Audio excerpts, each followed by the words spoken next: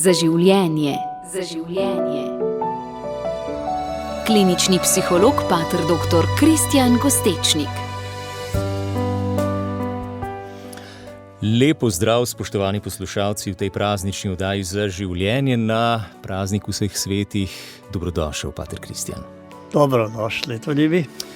Ja, danes se bomo pogovarjali o svetosti, o minljivosti, o smrti, o žalovanju, temah, ki se nas zagotovo vseh globoko dotikajo, še posebej ob izgubi bližnjih. Zato seveda lepo vabljeni k sodelovanju, k pripovedovanju zgodb, poslušanju, k vprašanju. 01 512 10 00 je naša telefonska številka.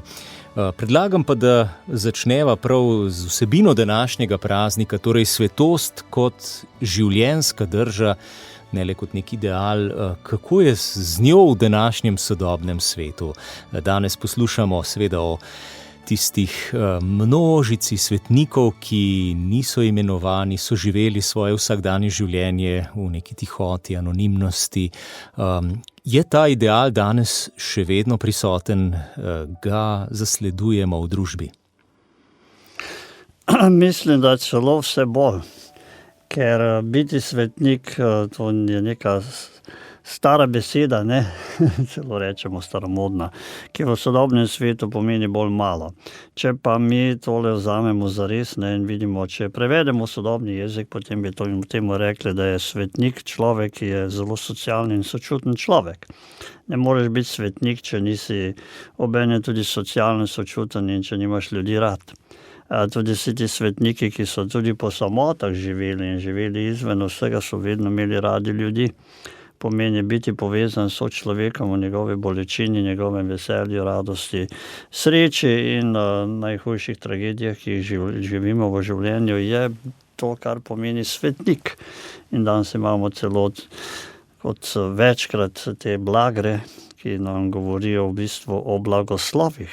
Blagoslovljen človek, ki je ubog, ki pomeni, da on se zaveda svojih talentov, svojih sposobnosti, zmožnosti, svojih globokih vrlin, ki jih ima, ne, ljubezni, spoštovanje, sočutja, in je obenem tudi ve, da je v sebi omejen, ne, ki sprejme sebe takšnega, kakršen je, z vsemi sposobnostmi, zmožnostmi. Ko mi tle govorimo velikokrat o naših starših, starih starših, pa če vzamemo stare starše, ni to nekaj najlepšega, da je stara mama, ki je uboga, ki pomeni, da je sprejela svojega otroka, da ve, da se stvari, ki jih je ona včasih delala s svojimi otroci, da je mora delati drugače, da se zave, da so ti vnuki njeni, da od nje zahtevajo vzgled, da zahtevajo umirjenost, da zahtevajo vse kaj drugega, kakor pa takrat, ko je bila ona njihova mati. Vsaka mati je uboga v svojem bistvu pomeni, da živi uboštvo svojega otroka, da otrok nujno potrebuje mir, da lahko se jezi, da lahko se opira, da lahko naredi kakšne neumnosti, in je mati vedno tam in ga umiri in preuredi in uredi na način, da ga vzgoji, da bo lahko nekoč zdravo osebnost in da se bo zmogel pač srečati zdravo in funkcionalno z stresi, v katerimi bo se srečeval nenehno v življenju. Torej biti ubog. Biti ubog pomeni zavedati se, da si ti najboljša in edina mati, kar jih sploh poznamo, in biti dobra mama pomeni, da se ti otroci lahko izpovejo, lahko delajo, se vedejo na načine, ki pomenijo njihovo rast. Ubog oče bo tudi pomenilo, ne, da je to oče, ki bo svojemu družino prinašal mir, notranje zadovoljstvo, ki se bo znal v sebi urediti, ki ve, da ga vsi ti otroci in tudi žena seveda znajo včasih zelo globoko vznemiriti. Da ta vznemirjenost, ne, je nekaj, kar mora on v sebi najprej začutiti, predelati in potem otroke naučiti, kako se deluje v nemirnem svetu, kako se deluje v svetu, ki je včasih krivičen, nesramen, podel, sovražen. Kako tam preživiš? In to je tisti oče, ki se vsega tega zaveda, ki ni sicer perfekten, ki ne zahtevamo od njega, da čisto vse zmore, da je vsak dan najbolj perfektna oblika očeta in moškega, ampak da se zna tudi upravičiti, ki ve, tle se bo moje slabe točke, tukaj pa so me pripeljali do tega, da sem odreagiral negativno, nepravilno, ne v skladu s tem, kar jaz sem. Nisem bil znal krotiti svoje jeze, svojega besa, svojih besed, sem včasih bil poniževalen in sramotilen, sem povedal kakšne stvari, ki jih sicer nisem mislil, pa so mi kar ušle, da zna to tudi on potem na svojski način se opravičiti in reči, v redu, gremo tukaj dalje in naučiti otroka, kako se opraviči, kako se spokori, kako se popravi, na kakšen način on lahko se na novo sreča, poskusi znova. To so vse take stvari, ki jih očetje in mame imajo, in to pomeni biti ubog v duhu, pomeni sprejeti samega sebe takšen, kakor si, in da vzameš druge, da se v njihovem ogledalu vidiš, kdo si, kaj si in kaj počneš in kaj si sposoben in česa nisi. Kdo bi si mislil, da vse to pomenijo blagriki, o katerih danes poslušamo? Te imamo blagor usmiljen in to je neverjeten blagor. Kako težko je danes srečati človeka, bomo včasih rekli, kakšni ljudje, ki so starejši, osamljeni in dobesedno celo zanemarjeni.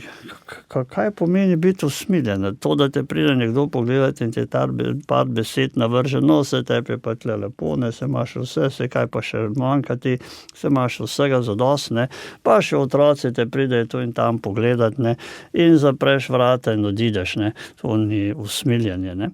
Da ne govorimo o vseh tistih besedah, ki jih mi izrekamo ljudem, ki trpijo. Se bo boljše, malo počakaj, se veš, mogoče so se pa zdravniki zmotili, se včasih pa tudi te diagnoze res ne pomenijo to, kar ti oni govorijo, brezsmiselno je, da te je strah in da te je groza, ti samo z optimizmom dalje, ne. Pomeni to laži samega sebe, ne pa tega človeka, ki tam trpi in bi rad se na čisto osnovno sočutje. Se lahko sede z mano in se lahko par minut tiho, da ti jaz povem, kako mi je. A lahko samo sočustvuješ z menoj. A lahko samo ne govoriš besed, ki jih sam ne verjameš. A lahko samo razlagaš meni svoje probleme in namesto, da bi poslušal moje. Do tega, da ljudje rečemo, jaz imam svojih problemov zadosti, zakaj bi poslušal še tvoje. Ali tvoji problemi so pa res taka minimalna zadeva. Ti sploh ne veš, kaj sem jaz pretrpel vse v življenju in glej, vse tole sem naredil. To ni sočutje. Do tega, da se ljudje bojimo trpečih ljudi. Ne upamo se srečati z njimi. Vse ti ljudje so že vse to pretrpeli. Kako iti k nekomu, ki žaluje? A lahko greš tja in ga vprašaš, kako ti je? Ja, ne upam spraševati, ne, ker ga naučam še bolj ranjen. Da človek je ranjen že do konca. Se mu je že vse zgodilo. Ni se mu pa še zgodilo, da bi ti bil sočuten do njega, ne. Da mu rečeš, joj, se veš, ne, je bilo hudo, ne, in tale človek itak je bil tvoj mož, najbrž sta se imela rada, ampak se veš, vzmeraj se ogromno stvari, ki se dogajajo v življenju, zakaj ne bi ti malo mislila ali mislil tudi na one grde stvari, naj ti bo mogoče lažje. To so dobesedno žaljivke. Nihče pa tle ne razume, da je temu človeku s komorkoli je že živel, nastal v njem en totalen vakuum, praznina, ki je nihče ne more zapolniti, ne. Le se mogoče pa boljše, da je zdaj umrl, drugače bi bil samo še rastlinca in bi na tvojih plečih bil, se mu ne bi mogla pomagati. Vseeno, kaj bi bil. Ta človek zdaj trpi, a si lahko samo z njim in ga ne tolaži z lažnimi besedami, ki pomenijo, da v bistvu tolaži samega sebe, ne pa tistega človeka, ki ga hočeš potolažiti. To je tako od beraču dati par kovancev za to, da se ga znebiš. To pa je odraslega človeka dati mu par besed za to, da se ga znebiš. To je najbrž razlog, da je ta pot skozi bolečino tako negotova ali pa stopamo po napačnih korakih, ker želimo potolažiti sebe. Ja, samo sebe tolažimo in to so ti blagri ali blagoslovi, ki nam jasno glasno povejo, kaj je svetništvo. Svetništvo je biti s človekom, ko trpi. Svetništvo je biti s človekom in biti malo v tišini in skušati slišati, kaj on res doživlja. In potrditi ga v njegovem doživljanju. Se on ne čuti narobe, ne dojema narobe. Mogoče, da pač dojema na drugačen način, kako ti hočeš in želiš, ampak on je v tem svoje stiski, a si lahko samo z njim, ne. Blagor miroljubnim imamo tam, ne. Ja, a je mir zdaj samo to, da se ne kregaš, da potrpiš, da si tiho, da odideš, ne. Miroljuben pomeni, da dejansko aktivno vnašaš mir v družino. aktivno vnašaš mir v družbo, v sosedske, kjerkoli se že na delovnem mestu. Aktivnost, ne pasivnost. Ni pasivnost, ni da samo upravljaš z vsemi, obrekuješ z ostalimi, kritiziraš z ostalimi. To je normalno, da vsi to počnemo tu in tam, ne? Torej upam, da ni v grobi obliki, ampak da vnašaš mir, rečeš, ali se lahko pogledamo stvari tudi z drugega zornega kota, ali lahko morda naredimo kaj drugega, sploh pa oče, da vnaša mir. Kaj ni najbolj čudovito, da je oče sposoben priti domov in tam ob razjarjenem sinu, nekemu gre vse narobe, se usede in reče, daj mi malo povej, kako je tebi živeti, ne?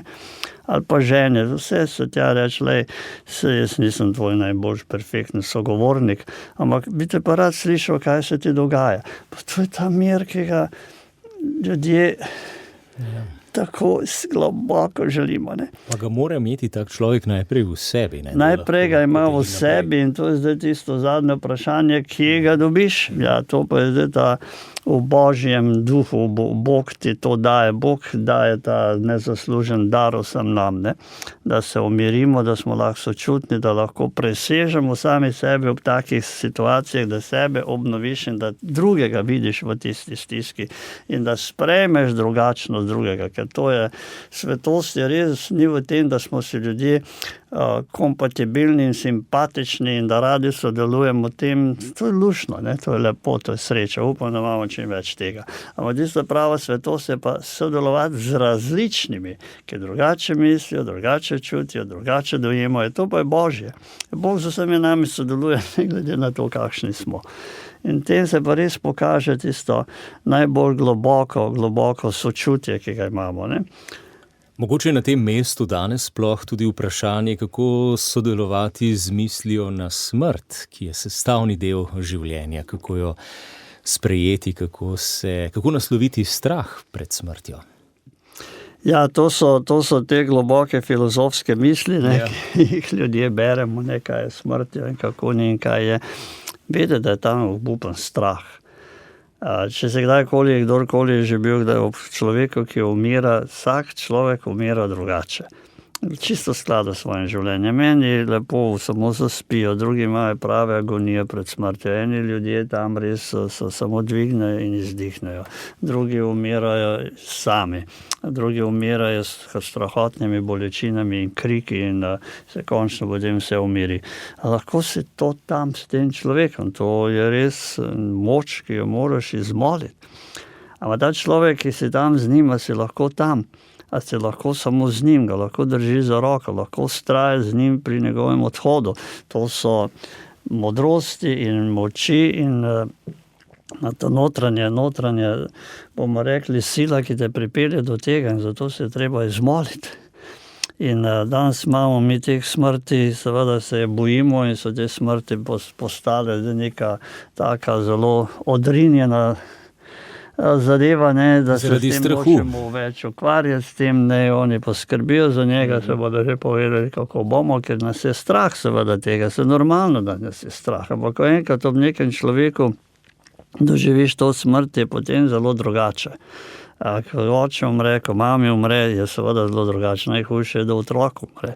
Najhujše je seveda, hudo je, da umre mama, oče, ki pusti za sabo in ženo, torej mamo njegovih otrok ali očetov otrok in ne veš, kaj bi zdaj z njimi, ne. Tam so res težke, ne veš, kaj s temi čutenji zdaj narediti, ne, in je danes zelo pomembno, da si vse priznamo, da smo jezni, besni, sočutni, jezni na Boga, jezni na vse, kaj se nam je zgodilo, da se nam počuti, da nam dogaja najhujša možna krivica na tem svetu, tudi da smo mi krivi, ne, ker nismo nam vem kaj že vse dobrega naredili in bi lahko drugače naredili in če bi to, bi se pa to ne zgodilo. Cela paleta čustev, ne. Ja. In nobeno ni prepovedano. In nobeno ni, vsa morajo priti na dan. Sam mora priti na dan in tem z umirajočimi biti in potem žalujočimi biti je prav posebna, rekli celo umetnost, ne? In sam znanost je umetnost, za katero se odločiš. In da si res tam in da poslušaš tega človeka, da ne modruješ. da ne skušaš na vsak način tega človeka prepričati, da se ni tako hudo, oziroma se boš povzelo par dni in bo drugače, ne, se je to čas zdravi vse. Se to vse res. V tistem trenutku, ko nekdo trpi, se lahko samo tam. Ga prime za roko, se malo tišine z njim, ga objameš, če se tega želi, ne. Reče sočutje, rečeš, dober človek je bil, ne. Vsi ga bomo pogrešali, ti si bila dobra žena, dobra mama, ponosni smo na te in bomo s tabo zdaj sodelovali. Glej, mi bomo s tabo. Ne reči, boš pa potreboval ali potrebovala, me pa pokliči, nekaj teh ljudi mi nikoli ne pokličemo. Ti pokliči mene, če veš, da je meni hudo, ti pokliči mene, če veš, da meni kakšna stvar ne gre, ne. Tudi če si kdaj vsiljiv, se oni lahko rečejo ne, pa lahko pokličeš drugič, samo da tam prihajaš k njim zaradi njih, ne, zaradi tega, ker hočeš pač ti doseči neko karkoli že uslugo dobiti od njih, ali je pozornost od njih, ali ti hočeš tolažbo od njih. Se to ljudje točno vedo, zakaj si prišel in na kakšen način. So obiski, ki jih se veselimo, ki jih imamo zelo radi, in so ljudje, ki želimo, da čim prej grejo, ne? Ker v bistvu vnašajo še več nemira in nerazumevanja, nesočutja v naš svet. Se tudi v tem obdobju, ko se vsi smo na nekem takem čudnem potovanju, se poslavljamo, od vsakega dne se poslavljaš, od ljudi se poslavljaš, od kariere se poslavljaš, od različne stvari v življenju dosežeš, se poslavljaš. Čudež je, da smo se rodili, potem je pa čudež to, da najdeš v življenju eno pravo pot in smisel svojega življenja, zakaj si tu in kaj hočeš v tem življenju doseči in kdo so ljudje, ki so ob tebi in kako skrbiš za njih, koliko ljubiš, želiš, si prizadevaš, si prijazen, se žrtvuješ, to pa je naše. In na koncu se od vsega tega moraš tudi poslaviti. In se moraš od vsega, že se poslavljamo se pa vsakodnevno, vsak večer se poslavlja, se ne veš, če bo se zjutraj še zbudil, ne. Vedno se poslavljamo in tle smo pa ljudje tisti, ki imamo danes toliko dni, ki jih stran vržemo, toliko let, ki ne vemo, kam so šla. Zato so pa tile prazniki en tak dan, ko se lahko res skoncentriraš in rečeš, poglej, tole imam danes, ne. Kako bom jaz preživel ta dan? Ker mi od spominov ne moramo živeti, od zamer še manj, od grdih zadev, ki so se nam dogodile, še manj. Od tega ne moreš živeti, lahko živiš danes, da se nekaj urediš, da bo današnji dan lepši in morda tudi jutrišnji.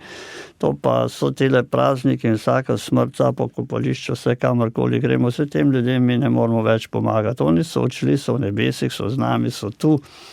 Ni nobene take nore ločnice med nami in njimi, ne, so z nami, skozi so z nami, še bolj, kot so kdajkoli prej bili, da so v duhovnem svetu, so na drugačen način z nami. Nas učijo, lej, to življenje imaš, današnji dan, kako boš preživel današnji popoldne. Kaj boš naredil danes popoldne z ljudmi, ki jih imaš rad, jih obiščeš, jih pokličeš, si z njimi, jih vprašaš, kako želiš preživeti ta dan, kako želi mama preživeti dan s svojimi otroci danes, ko je taka stara mama, bo koga poklicala, bo kom šla na obisk, bo se zanimala za koga, bo samo čakala, da bodo drugi do nje prišli, bo razočarana, bo jezna, bo besna, bo pripovedovala, nihče me ne razume. Vsi imajo svoje stvari, name so pa pozabili, odvrgli so me tukaj v ta dom in zdaj tukaj skrahiram, životarim tle. Lahko ti nekaj narediš, to je tvoj dan, še zmeraj je tvoj, vedno bo tvoj, dokler boš tukaj, je to tvoj dan, tvoja ura, tvoje delovanje in tvoje čutenje in ti lahko vedno deluješ na vsem tem. Kako delujete vi, spoštovani poslušalci? Lahko delite svoje misli, svoje zgodbe, 01 512 10 00, naša oddaja za življenje v živo s patrom dr. Kristjanom Gostečnikom.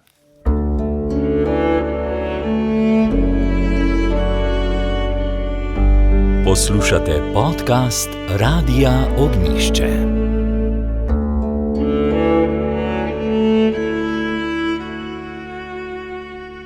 Oddajo za življenje spremljate danes na praznični dan, takšna je ura, da bodisi ste pri mašah, bodisi na poti na pokopališča in prav v povezavi s tem, Kristjan, vprašanje pri izgubah, ki so sveže, ki ko se je zgodila izguba nedavno, je današnji dan res lahko poseben trenutek, tudi posebno boleč.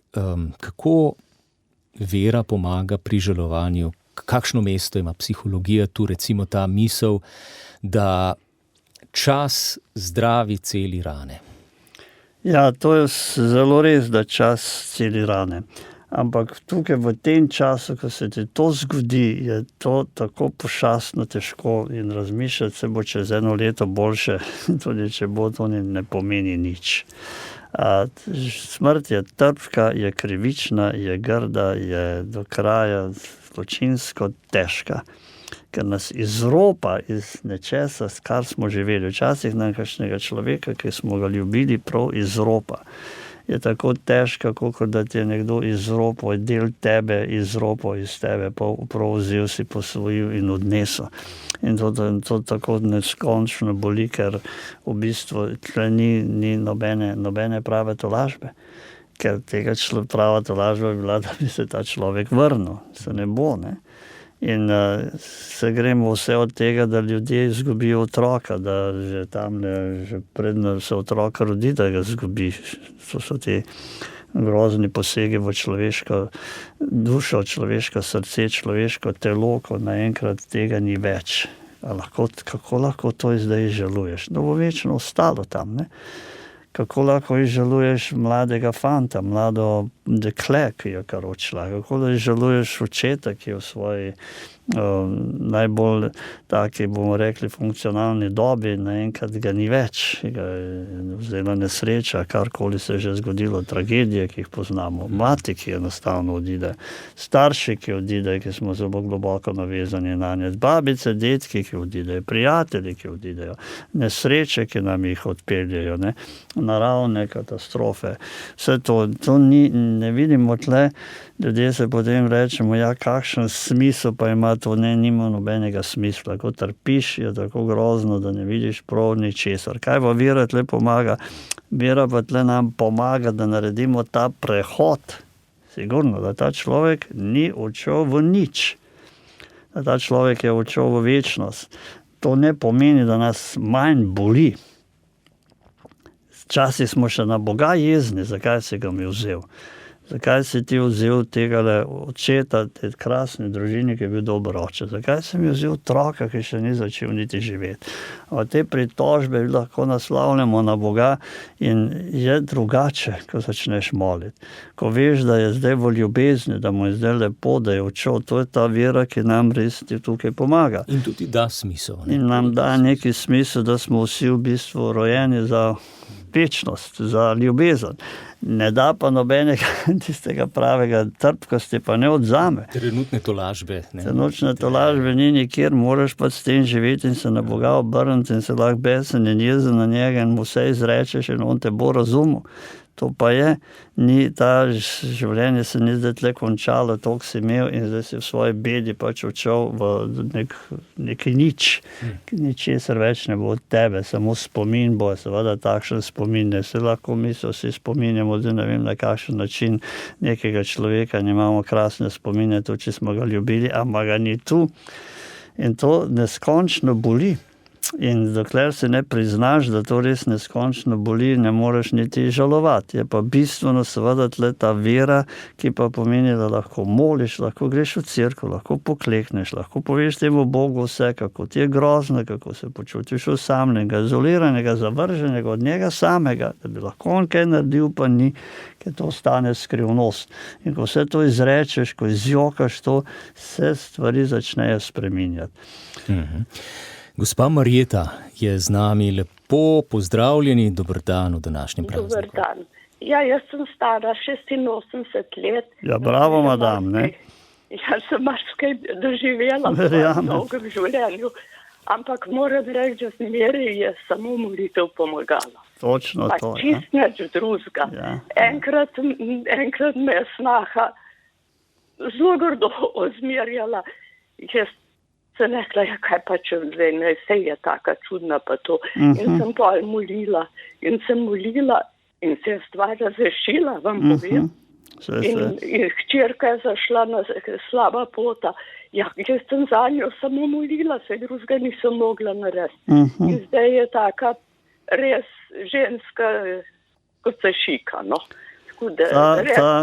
Gospa, sem vam zelo hvaležen za tole vaše izkustvo. Ta izročitev Bogu, da rečeš, glej, zdaj pa ti vstop v moje življenje, ker jaz ne morem več. Jaz res ne znam.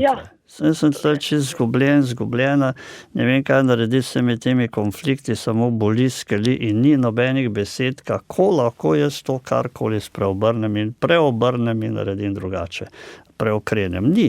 Lahko ti stopiš tle v ta svet in nekaj narediš in ponaredi. Ta izročilna molitev tle največ pomeni. Ne? Tudi, ko nekdo umre, a lahko ti zdaj vstopiš v tole mojo praznino, ki neskončno skeli in boli, ker samo čakaš, da bodo ti ljudje naredili nekaj novega, oni poklicali, oni se spreobrnili, oni se preokrenili, oni začeli nekaj novega. Ne bodo tega naredili, ker to ni njihovo. Ne? Oni tega pač ne naredijo. Ampak je potrebno eno zaupanje, gospa Marjeta, tudi vztrajnost, neverjetno, tudi v tem, da ste čakali. In tudi nekako, kaj s tem sem rekla, Bog me bo že uslišal, kakorkoli, ne. In me je, zmeri so se problemi pol nekako razrešili. Ker pri sebi najdeš to moč in rečeš, dragi Bog, zdaj pa ti vstopi, jaz ne morem več. Dokler mi sami rešujemo take spore in konflikte, sploh kakšne take, ki so zelo globoko intimni, družinski, mož, žena, otroci, tam ni besed, ti lahko ne vem, kaj vse pripoveduješ tem ljudem in je lahko to do kraja razumsko in racionalno in logično in edino pravilno, pa ta folk, ti ljudje, ne bodo tega naredili, dokler sami ne pridejo do tega spoznanja in to pa je Božji dar. Koliko šujše pa še je, če ti ljudje odidejo in jih kar enostavno ni več in samo pogrešaš in tam pa smo še bolj bosi vsi. Tam pa res nimamo, onkraj tega ni nobenih pravih besed, ki bi to potolažile. Je pa Bog tu. Gospa Marjeta, hvala lepa. Polno upanja ste prinesli svojim klicem in pravzaprav življenjsko držo. Hvala za klic. To pomeni, ko sva prejle, Kristjan, razmišljala o blagrih, o tem, kaj pomeni postati v Bog. Pravzaprav točno to, ko ne računaš več na svoje moči, na svojo uspešno rešitev neke težave, ampak predaš, zdaj pa tega jaz ne zmorem več. Ja, ena taka grozovita stvar je strah pred smrtjo. So ljudje, ki se smrti bojijo ne popisno. Nenehno o tem razmišljajo. V bistvu se ne bojijo smrti same na sebe, se to itak pride, ampak biti sam, biti brez vsega, biti brez ljudi, ki jih imaš rad, enostavno bom odidel, kako bo poskrbel za vse te ljudi, ki so tukaj. Tle ni odgovora. Tisoč vprašanj in še več jih je in se pravi agonija. Lahko to izročiš Bogu, ker drugače ne gre, samo mi to tako težko zdaj Bogu izročimo. Zakaj je to tako težko? Zakaj? Mi na vsak način želimo biti v nadzoru vsega, kar se okoli nas dogaja in vendar nimamo popolnoma nobenega nadzora. In to sprejeti je pošastno. Kolikrat ljudje reče, dragi Bog, zdaj pa ti tole uredi, naredimo to v brezupu, ko ne vidiš, da ne moreš ničesar več. Kar tako iz lufta reči, dragi Bog, vodi ti moj dan. Ne, čakaj, jaz bi tole naredil po svoje, pa ti še nekaj dodaj zraven, da se bo tako zgodilo, kot bo po moje. Bog itak se to ve, kako mi smo. Itak smo vse v njegovi milosti, njegovi ljubezni, se kopamo vsem tem, se ni ničesar brez njegove volje ali dopuščanja, ali nas pusti kdaj, da lahko se kakšno stvar naučimo tudi iz kakšnih svojih lastnih napak. Ampak kar se pa tiče strahu pred smrtjo, če imaš vero in rečeš, v redu, Bog ti meni tle stopi k meni in mi pomaga, da danes se začne to razreševati čez drugo. Je to grozovito občutje, da boš sam, da ne bo nikogar, da boš ostal čez sam na tem svetu. Ta prehod te zaboli, koga puščaš, kaj se tle dogaja. Sej smrt kot taka, če smo kdaj bili pri kakšnem človeku, ko je umrl, ljudje umirajo spokojno. Ljudje odidejo, kakšni res naredijo vse mogoče, kričanja in agonije in strahote in vse to, ampak na koncu se vsi umirimo, ker odhajamo v ljubezen. Ker odhajamo nekam drugam, to ni samo, da se preseliš z ene hiše v drugo, en odnos pustiš in se z drugim začneš globoko intimno zvezovati, ne, ker ti je pač oni drugi odnos, fant, punca, mož, žena, ki se puščajo, ki se prevarajo, ki se zapustijo, ki se zavržejo, seveda se moraš začeti zmeraj znova. In to je nekaj, kar so ti prehodi, ki niso enostavni.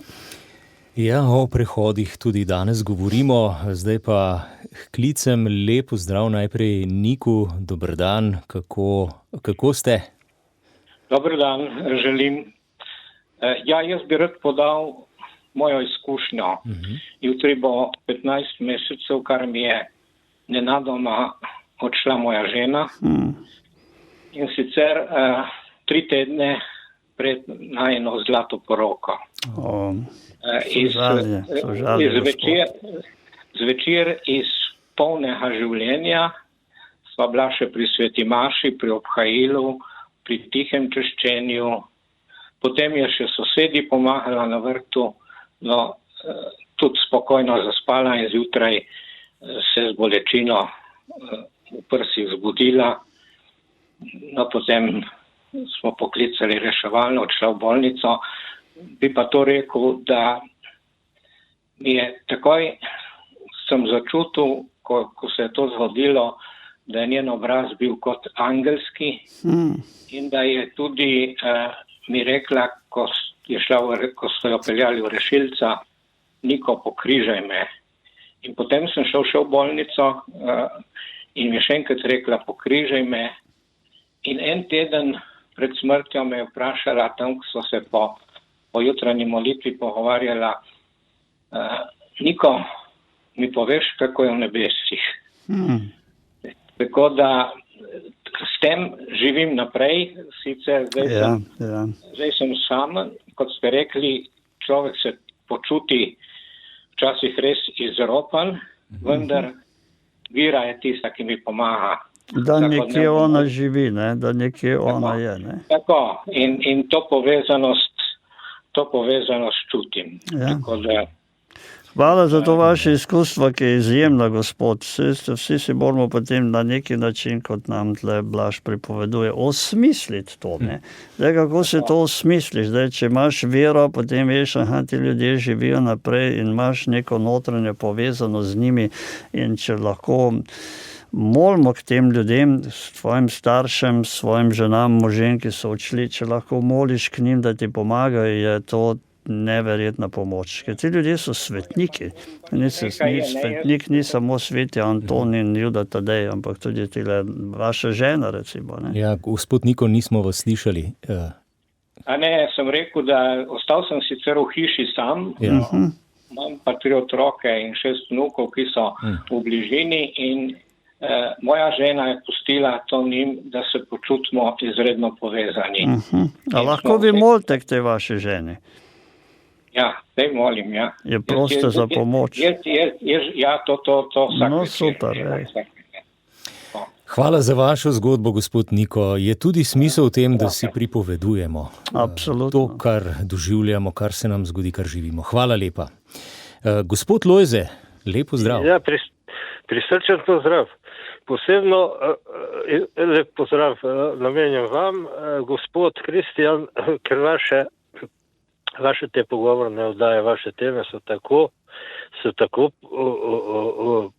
pomembne, mislim, v jedru zadete, tako lepo se nam opisujete in razlagate, da je to res samo hvala vam za to. No, kar se tiče tega... Hvala vam, gospod, da poslušate. Ja, kar se pa tiče tega poslavljanja, pa to imam kar nekaj izkušenj. Ne? Zdaj sem jaz že kar v letih malo nekaj čez 70, ampak zdaj še bolj dojemam vse to skupaj kot prej. V mlajših letih tega nisem toliko dojemal. Zdaj pa to bolj in razumevam in dojemam in vse in res prav prav čutim potrebo po tem, da smo s svojimi rajdimi povezani. In zmeraj, ko pridem na grob, jih prisrčno pozdravim in pravim in jih prosim, da oni prosijo za nas, kot mi prosimo za njih, da bomo v ljubezni, prošnji, molitvi in zahvali vsi združeni v nebeškem očetu. Kaj je to pomembno, gospod? Ja? Ker to ti daje na notranji mir pol, ne? Ja, eno notranji mir in moč in tolažbo in vse daje to, ne? Tako da sem zdaj, tudi v letošnjem letu sem od sorodnikov eno sestrično izgubil, ki sem jo zelo rad. Ja. In na srečo smo nedolgo, par dni pred tem sva s sestro šla jo obiskat, ker sem sestri povedal, tudi ni tako vedela, tako da je fajn bolna. Smo šla jo obiskat in jaz sem čutil vse to. Prijel sem jo za roko in pogovarjal se z njo, čeprav ni ona mogla govoriti vse, ampak ona je razumela. Ona govoriti ni mogla, ona je razumela vse. In je bila, sem začutil, da je bila tega obiska zelo vesela. Ker ste prišel tja in ste bil tam za njo. Ja, in veste, kaj sem mi rekel na koncu, ko smo se poslavljali? Sem rekel, če te bo Bog klical k sebi, pojdi, nič se ne boj. Tam boš našla vse, ki si imela rada in ki imajo tebe radi in nič se ne boj. Ja, mislim, da je to kar pomagalo. Absolutno, da je nekdo verjel tudi z njo in za njo, tudi če ona ni mogla. To je tako pomembno, veliko gospod. Preden je umrla, veliko trpela, ne? In hvala Bogu, in sem vesel, da smo ujeli ta trenutek, da smo šli še obiskat in pozdraviti. Ja, toliko imam hvala lepa. Reči in... Hvala, gospod Lojze, res fino, to so da si take delimo. globoke misli, ki v bistvu izkustva so tle tista, ki daje potem smisel, ne? Izkustva in da moški tle danes govorijo, to je... Neverjetno. Imamo pa še eno gospo iz gorenskega konca, gospa Jožica, lepo zdrav. Dober dan, lepo zdrav vsem v studio. No, zdaj pa Jaz bom pa povedala, življenje je zelo lepa, nič se ne bojim smrti, sem uživo prepričana, da tega ne bo konca, da bomo odšli, da bomo sigurno živeli nekje naprej, ne vemo, kakšnem to bomo mogli še doživeti. Bom pa še povedala priliko, mož je bil 2 leti zelo bolan, ampak je velike želje imel, verjetno se sam se želel pa z Bogom podaljšal najmanj 2 leti življenja. Umrl je doma, rekli so mi, a ga v bolnico ta zadnji teden, ki so odpeljali, so poklicali ga domov, prpeljemo, bo tukaj se nekaj kar domov, bo doma lepo umrl in reči. Kar vas, ki se ga imela rada, ne? Je bil sveti teden, moram povedati.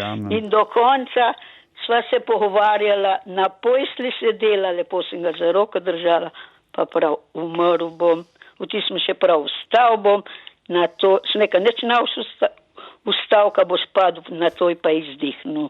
Neverjetno. Tako da priporočam ljudem, če se le da, da umrjo v domačih rokah doma. Dragoceni trenutki. To je zelo lep, dragocen spomin, kot človek odhaja. To je vera, gospa. Če imaš vero, je potem to nekaj največ, kar lahko narediš, ker drugače pa to je popolno prekletstvo in čisti nesmisel, ne? Ker odide in ga nikoli več ne bo. Ne, on je tu. Samo to je ta vera, gospa, hvala za to izkustvo. Ja, res hvala vsem, ki delite svoje zgodbe v teh časih, ko res se zdi, da na splošno v družbi odrivamo te zgodbe. Smrt nasploh, bolečina je prehuda in živimo ali pa se delamo, kot da tega ni, pa vseeno je tako, kot je bilo vedno v zgodovini. Pa tega ne moremo pravzaprav odriniti stran. Ko pride in hvala tudi za to, da lahko o tem govorimo skupaj, pa seveda, Kristjan, hvala za vse misli, za to, da iščemo smisel v takih težkih trenutkih. Iščemo, ja. To je biti v Bogu duhu, vedno iščeš. Nimaš vseh odgovorov. In naj bo to kar popotnica današnjemu dnevu prazniku, ki vodi v jutrišnjega, ko se bomo spominjali naših rajnih, danes pa tudi že, da bi iskali to uboštvo v duhu, da bi znali izpuščati in živeti v tej Božji milosti naprej. Iskrena hvala vsem in tebi, Kristjan. Tudi tebi, hvala. Vse dobro. Za življenje. Za življenje.